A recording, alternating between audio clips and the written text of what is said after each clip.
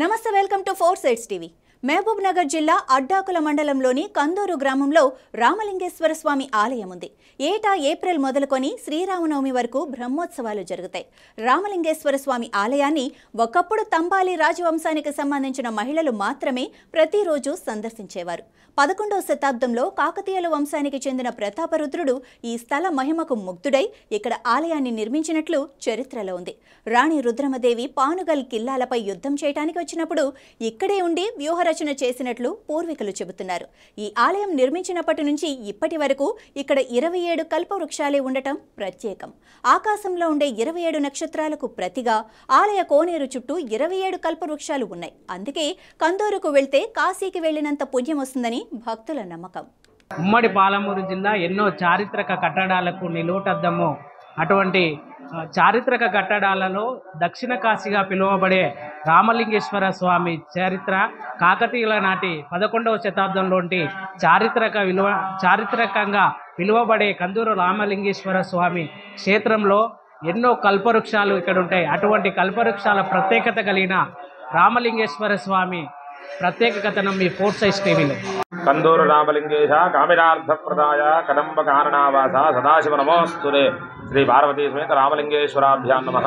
ఇక్కడ మన కందూరు గ్రామంలో వేంచేసినటువంటి శ్రీ పార్వతీ సమేత రామలింగేశ్వరుడికి స్వామివారికి నమస్కరిస్తూ స్వామివారి యొక్క స్థల పురాణం అంతా కూడా వివరిస్తున్నాను. స్వామివారి పేరు ఇక్కడ పార్వతీ సమేత రామలింగేశ్వరుడు. పూర్వకాలంలో ఆయన కొండ మీద ఉండేవారు. ఆయన దగ్గరికి ఒక భక్తురాలు ప్రతినిత్యం కూడా వెళ్ళి అర్చనారి కైంకర్యం అంతా కూడా పూర్తి చేసుకుని వచ్చేది. కాలక్రమేణా ఆవిడ గర్భవతి అయ్యి 2 మాసాలు ఉన్నప్పుడు చాలా కష్టతీరంగా స్వామి దగ్గరికి వెళ్ళి, అయ్యా మీ దగ్గరికి నేను రాలేకపోతున్నాను, నాకు ఏదైనా ఒక మార్గం చూపించండి అని చెప్పి స్వామికి మొరపెట్టుకుంటే ఆవిడ భక్తిగా ఆయన ప్రత్యక్షమయ్యి, నేనే కిందికి వస్తాను, వెనుతిరిగి చూడకుండా నీకు చేతనైన దూరం వెళ్ళని చెప్పి స్వామి దగ్గర ఆజ్ఞ తీసుకొని బయలుదేరుతుంది. కాసేపటికి స్వామి రథం వేసుకొని బయలుదేరుతారు. అలా రథం వేసుకొని బయలుదేరినప్పుడు ఆ రథానికి ఉన్నటువంటి చక్రాలు గంటలన్నీ కూడా రాబిడిపోయి భయంకరమైనటువంటి శబ్దాల చివరికి ఆవిడ భయపడి వెనుక తిరిగి చూసిన వెంటనే రథం అనేది 2 భాగాలు అయిపోయి ఒక భాగం కోనేరులో ఇంకొక భాగం స్వామివారి కింద పడి చక్రము పానమట్టంగా మారి ఆ చక్రం మధ్యలో స్వామివారు స్వయంభూగా వెలుస్తారనమాట. ఇక్కడ స్వామివారు విశేషంగా పశ్చిమ ముఖం నుంచి దర్శనమిస్తూ ఉంటారు.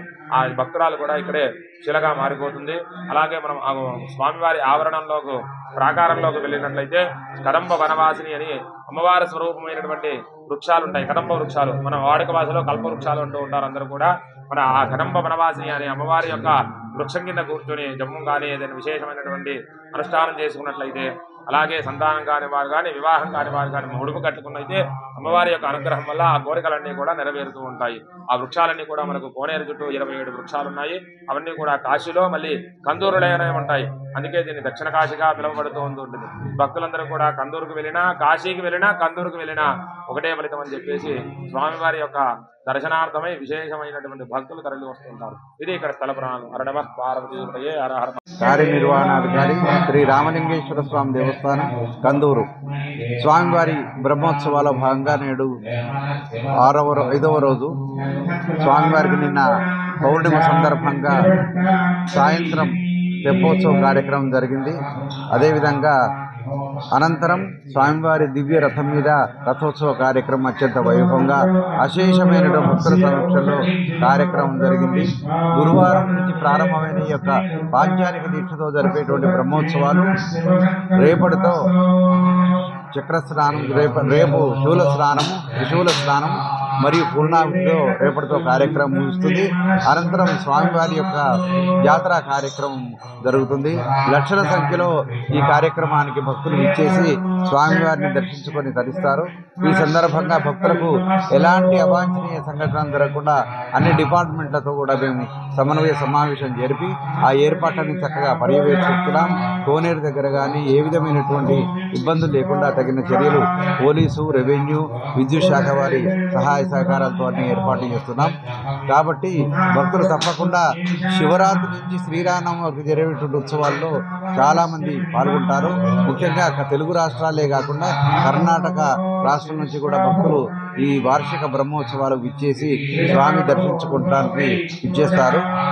ఎలాంటి అవాంఛనీయ సంఘటనలు జరగకుండా సీసీ కెమెరాలు, పోలీసు బందోబస్తు అన్ని కూడా మేము ఏర్పాటు చేసి అన్ని పర్యవేక్షిస్తున్నాం. ఇంతటి చరిత్ర కలిగిన కందూరు రామలింగేశ్వర స్వామి 27 కల్పవృక్షాలకు మాదిరిగానే ఏదైతే ఆకాశంలో 27 నక్షత్రాలు ఉంటాయో అదే మాదిరిగానే 27 కల్పవృక్షాలు ఇక్కడ అవంతటికి అవే మొలిచి ఉన్నాయి. అయితే ముఖ్యంగా ఏదైతే ఇక్కడ దక్షిణ కాశీగా పిలువబడే కందూరు రామలింగేశ్వర స్వామి టెంపుల్ ప్రత్యేకత ఏంటంటే కాశీకి పోయిన కందూరు రామలింగేశ్వర స్వామికి వెళ్ళినా ఒకటే అనే నానుడితో ప్రజలందరూ కూడా సంవత్సరం అంతా కూడా వాళ్ళు మొక్కులు తీసుకుంటారు. కెమెరా పర్సన్ కుమార్తో చందు 4 సైజ్ టీవీ మహబూబ్ నగర్.